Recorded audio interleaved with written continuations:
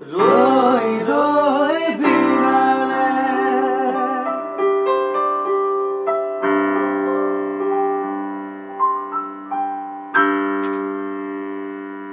খবৰ এটা দিছোঁ চবকে যে আমি নতুন চিনেমাখন কৰিম, ৰৈ ৰৈ বিনালে।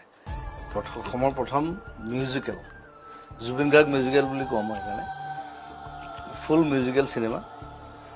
তো আমি একেলগে আছোঁ, আচুৰ্য আছে, এইবাৰ প্ৰথমবাৰ এক্টিং কৰিব চিনেমাত, মোৰ চিনেমাত ৰৈ ৰৈ বিনালে।